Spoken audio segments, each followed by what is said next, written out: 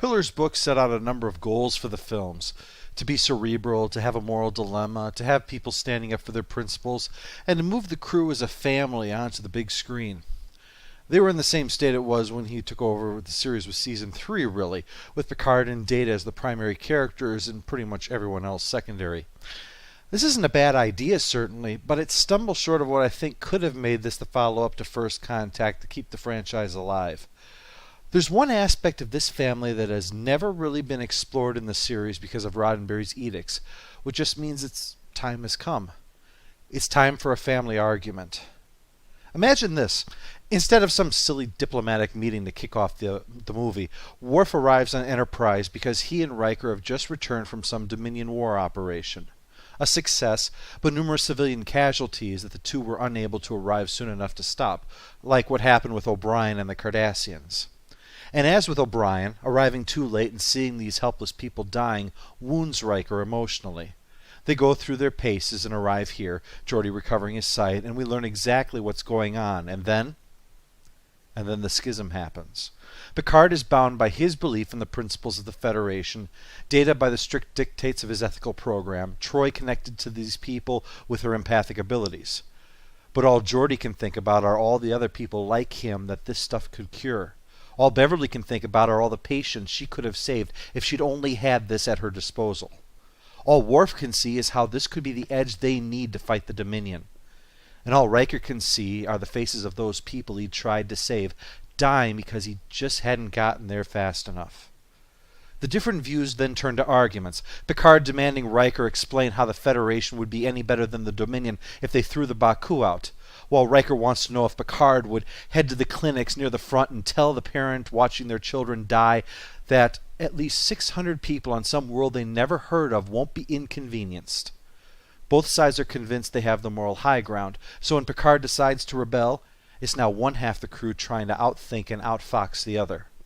Now you might be saying, but the goal was to be lighthearted and fun, to which I say, that's part of why this film failed. A moral dilemma of life or death on a grand scale is not something lighthearted and fun. It's a grim prospect. You're making a choice of who lives and who dies. The last guy who treated that as something lighthearted and fun was the clown in Voyager's The Thaw. You know, the villain. Lighthearted and fun means no Federation plot, no dilemma for Picard and company, just a clear evil that needs a thumping. But the point of a true dilemma is that either side can make a case. Say that in one of the confrontations between the factions, the Sona disobey Riker instructions, so one of the Baku is now lying dying, beyond hope. Troi tells Riker that he's now responsible for the atrocities he blames the Dominion over, even while Beverly is pointing out to Picard that the only way the dying Baku could have been saved is with the technology they're trying to acquire. Both sides are right, and both sides are wrong. That's part of what a dilemma is. Instead, the Enterprise is still making a break for it, and the sonar soon catches up with it. Riker tries the old busted radio gag, but shockingly, it doesn't work.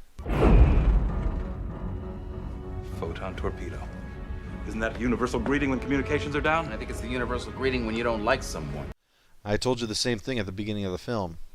Riker takes the helm and heads into a nebula, but the sonar pursue and rip a hole in the fabric of subspace with the most powerful weapon you can imagine.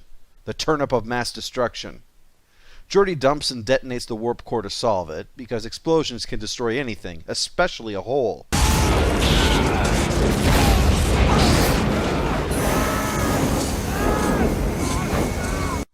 Wow, quick, someone get them to the dock. Oh, wait, I forgot, our doctor's running around the mountains to firm up her tits. They find technobabble gas that's highly volatile, so Riker plans to scoop it up and spray it at the Sona. Because if you haven't learned by now, explosive gas is more powerful than antimatter weaponry. This situation requires the most advanced technology 1981 had to offer, so...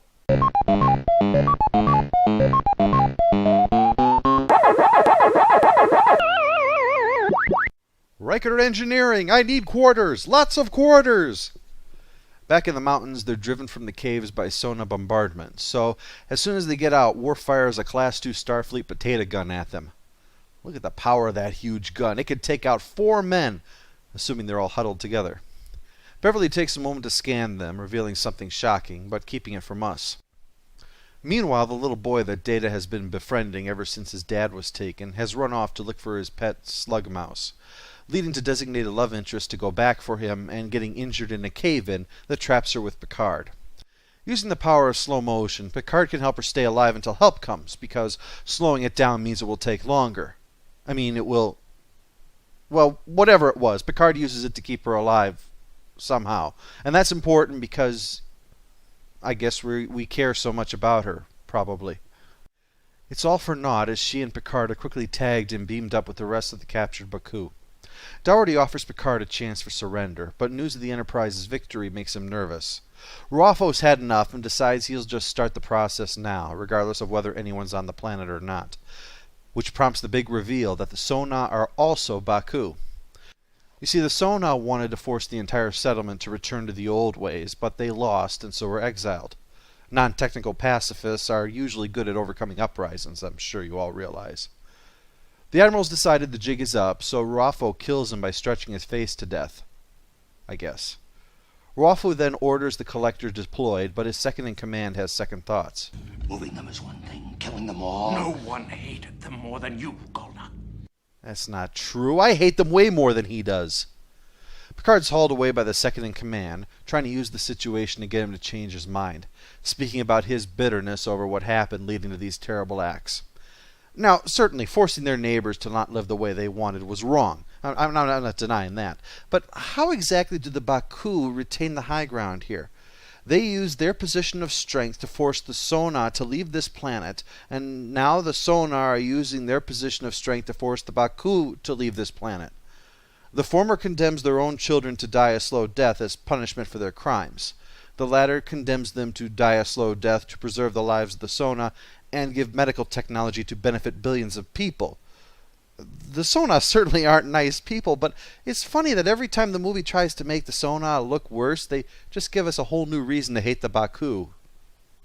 As they deploy the giant CGI sails, Data unleashes an attack in the captain's yacht. He's forced to flee, but as they adjust their shields, there's a flash. Worf's used the holoship to pull a Sorvino switch on them, making them think the process has begun when the second-in-command has actually sided with Picard and stopped the whole thing.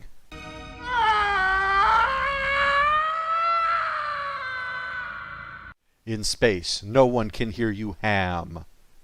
So Ruafo heads over to the sail ship to start it up, and Picard heads over to blow it up. So it's time for the one-on-one battle between the two leaders, as soon as they're done climbing.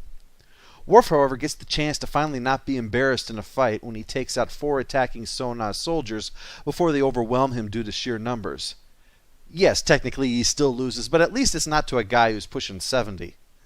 The Enterprise arrives just in time to disable the ship, while action movie stuff happens between Picard and Ruafo until the self-destruct activates and he's beamed out at the last second.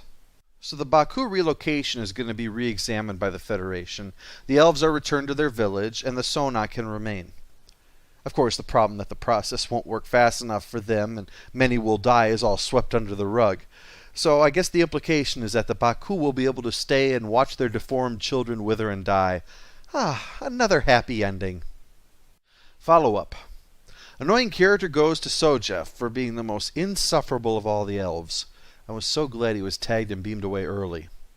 There's a small subplot involving Data trying to develop a relationship with the child I didn't talk much about on the grounds that it's even less interesting than the stuff I did.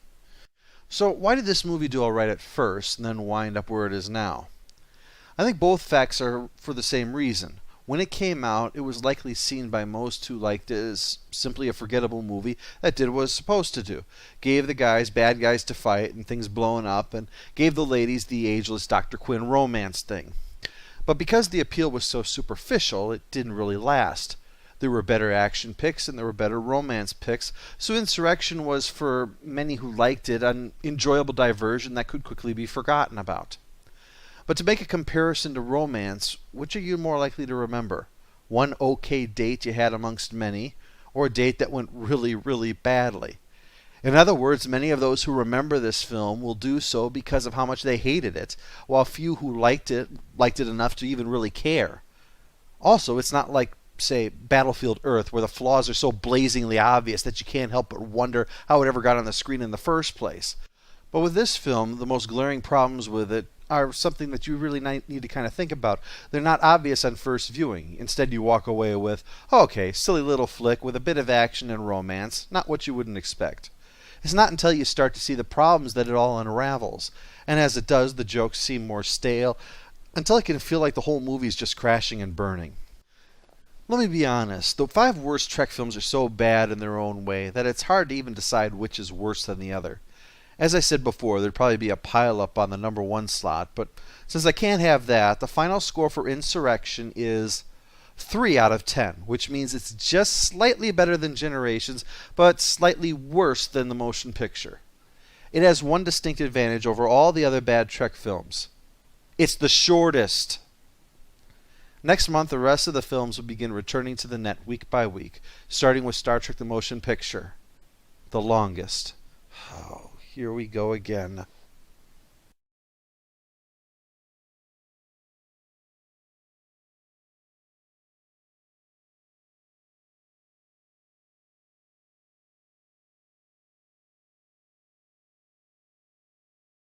Oh, well, it's hardly noticeable.